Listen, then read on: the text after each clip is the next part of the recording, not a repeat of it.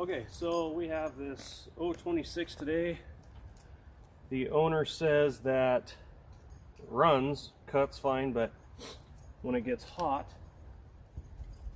or if he's running a dual chain and pushing it really hard, it gets like a pop or a miss on the high side when he's cutting.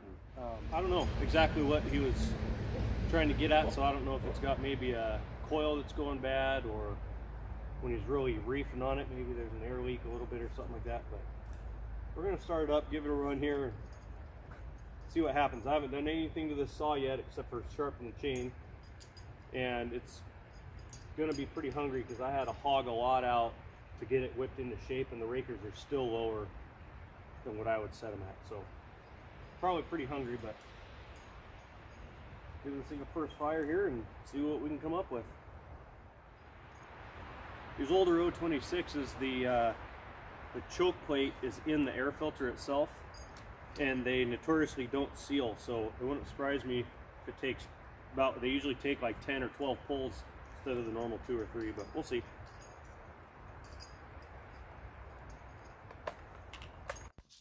So in hindsight, I should have left the chain dual, because it's kind of hard to push on a saw hard enough to put it in the same scenario that he was experiencing when you have a properly sharpened chain. But we ended up getting it to show itself here in this next cut.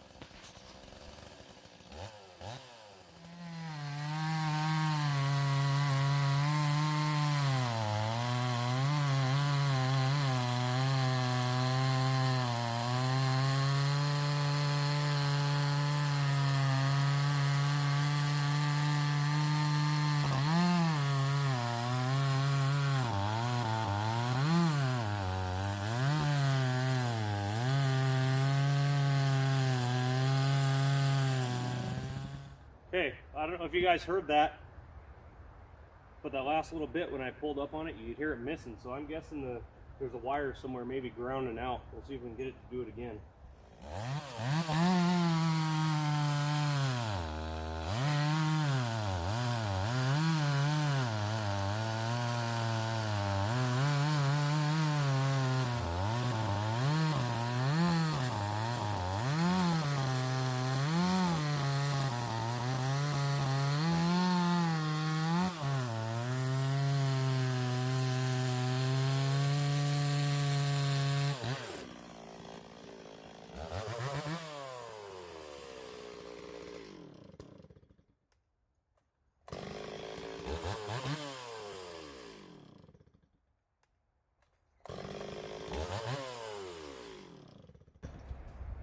So I'm sure you guys heard that. We'll go inside and diagnose.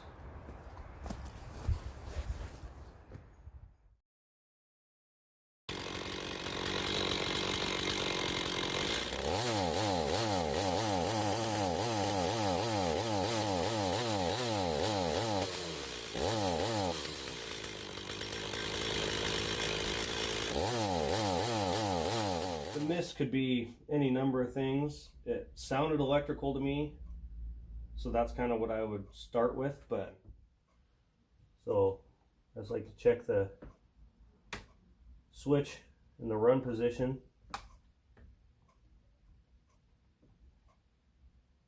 Make sure it's not contacting anything. It's not.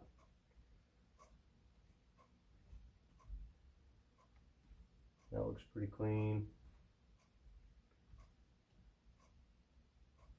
Don't look like there's any contact on the wires there.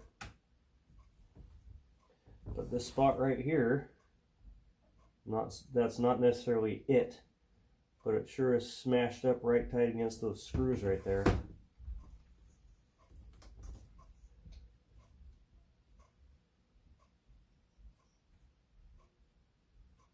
Sure enough. So I'll bring you guys in and show you here.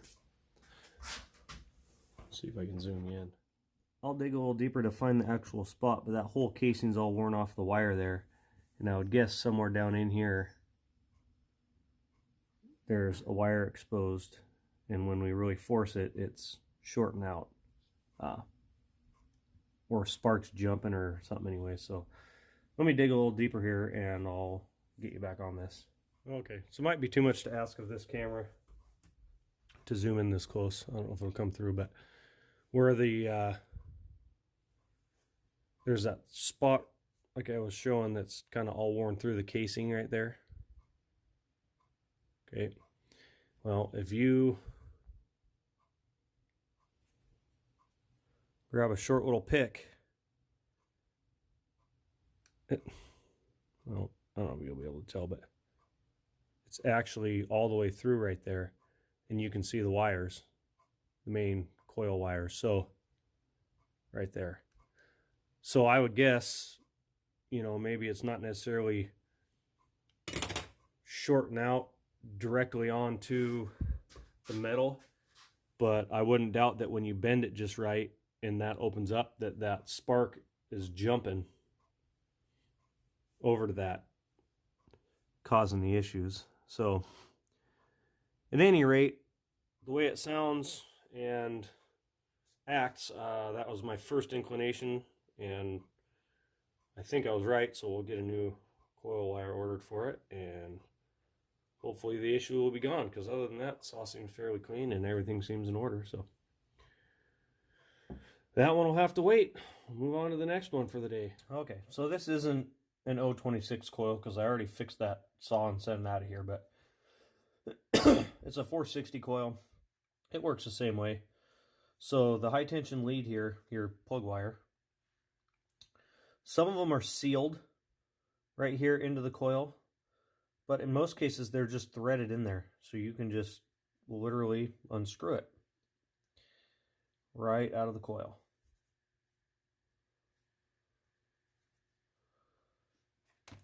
So I don't know if I can get that to show up, but there's that little pin in there, and it actually has little small threads on it, and it threads right into the center of your plug wire. And then this one, the housing itself also has, if I can get it to focus here. Anyways, the housing itself also has threads in the outside that catch the casing or the outside of the plug wire. So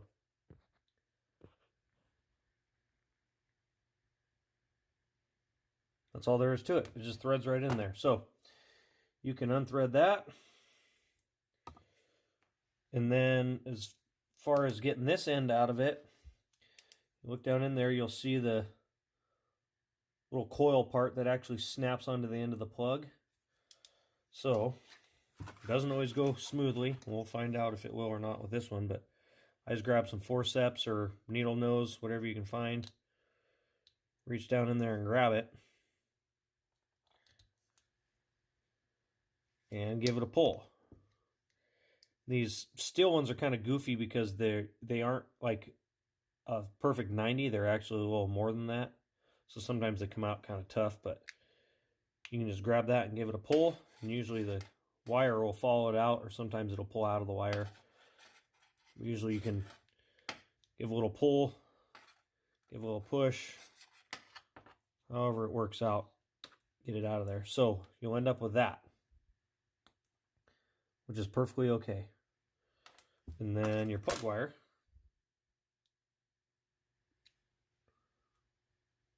that's what you end up with.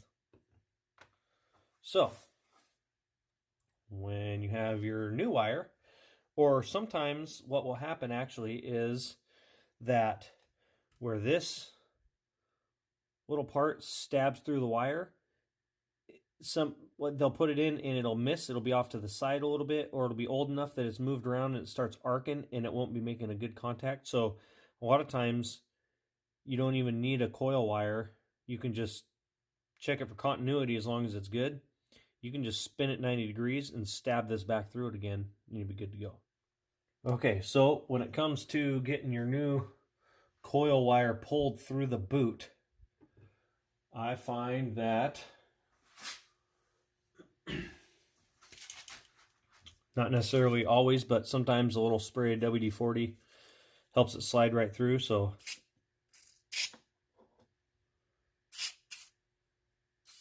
give it a little Little shot in there. Dump the excess out. And then I'll take my coil wire, shove it into the boot, and you'll see the tip of it will be down in there. It's hard to see on this, but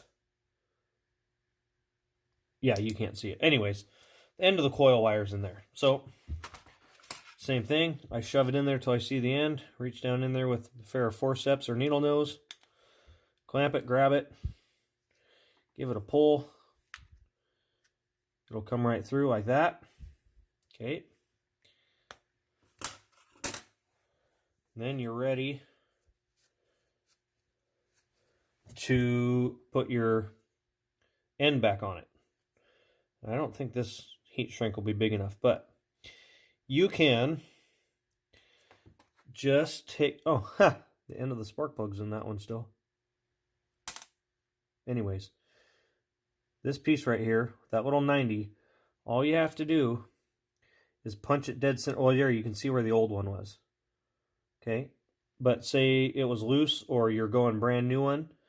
I take it, I hold it centered best that I can on the wire. I put mine right off the end. Some people might leave a little bit of distance. You know, they might put theirs more like this. I put mine pretty much right smack up against it. But basically, I take it, center it in there. I give it a little push to kind of set it, but then I pinch it through with the pliers. So you kind of get it pushed through the soft casing a little bit. We'll hold it there, like that. And it takes practice. You'll whiff a few times when you first do it, but then I take my pliers and I'm trying to do this on camera. Keep it centered as best as possible when you're squeezing. Oh, see, I whiffed. Keep it centered as best as possible when you're squeezing it so it hits the center of the wire. It actually doesn't, it goes through the main coil wire and not just the casing. And misses on the side. So,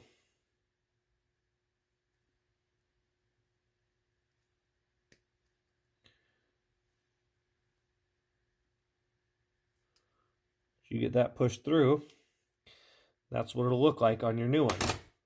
See how it's centered? You'll know if you missed because it'll go like one side or the other. It's fairly obvious. What happens when you do that is sometimes you don't punch through the center of that wire. Here, let me just strip a little bit of this off so you can see. Let's do that, huh?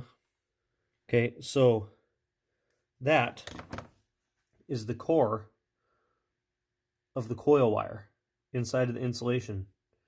And that's what you're trying to hit when you stab that through. So it's important that it's in the center, because if it's not, well, you won't have you won't have any spark.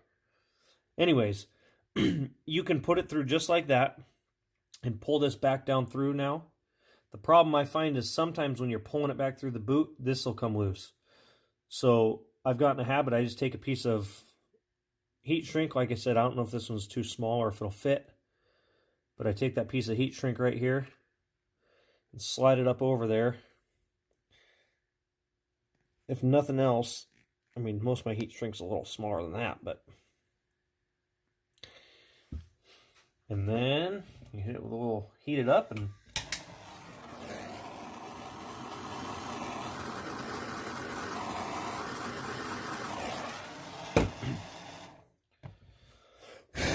anyways, once it cools down, it just ensures that that won't pull out or move when you're pulling this back through. Okay, so same thing. If you want, you can put a little WD-40 in there, but basically make sure this is oriented the way you want it so that when you pull it through, it lands flat inside of there again. But all you got to do is give it a tug. And see if I can get this on.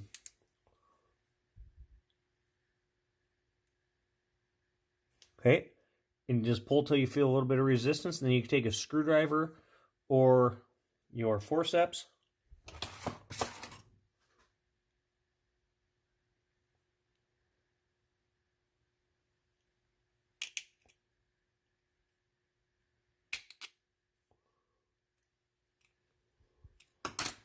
give it a little push back down in there, and it'll all seat. Anyways, that ring's seated perfectly back down in there. So that a spark plug won't easily snap back into it. It's easy to test before you get too far. Give it a push. If you feel that click, feel it seat on there, you know you're good. If you push it in there and the spark plug stops like here or something, then maybe that's not seated properly in there. But anyways, that's how I do them. And then on this end, all you have to do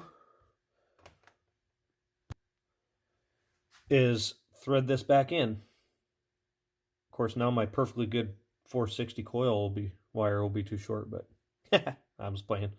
Anyways, you just take that, line it up on that little center pin in there. With that right there, you just give it a push, make sure you're firm with it, and twist it. And you'll feel it thread on there. Basically, you just thread it in until it doesn't want to spin on anymore. And you'll know. You got a good tight grip on it, you'll know when it stops. There we go. So just like that, that's how you replace coil wire. Hopefully that helps somebody. Okay, so when it comes back to reinstalling, like I said, this isn't the same saw that we took apart earlier because that one's long gone, but it's the same process for all the saws that I do. Make sure that, like this one's filthy, make sure to take a little handheld wire brush, just scrub all that gunk off while you got it out, clean it up a little bit. But anyways, when you set your coil back in there, there is an air gap you have to set, the distance between your coil and the flywheel. So I spin the flywheel so there's, you know, one side's balanced, the other side's the magnet. You'll know because it'll suck the coil to it. So I set it up to where the fins are right here. It's not on either one of these lugs. And I install my coil screws. Okay. If you took it off, you know how it goes back on, type of deal. So I snug it up and then I back it off a half a turn. Same with this one. Snug it up, back it off a little bit so it's loose on there. Okay. There's some wiggle room, right? There is an air gap for most, kind of like a standard for most saws. You can look up your specific one. So most air gaps are somewhere in the like 8 to 25 thousandths range. I just use this business card. They're right around 15 thousandths, 17 thousandths. I've never had a problem with it. I have always just used a business card. Your coffee punch card, your whatever, your standard thickness.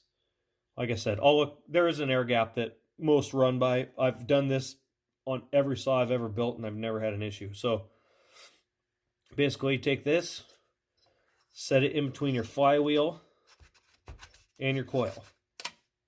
Just like that, right? Makes sense? And you roll it around and you'll know what side's the magnet because it will suck this to it.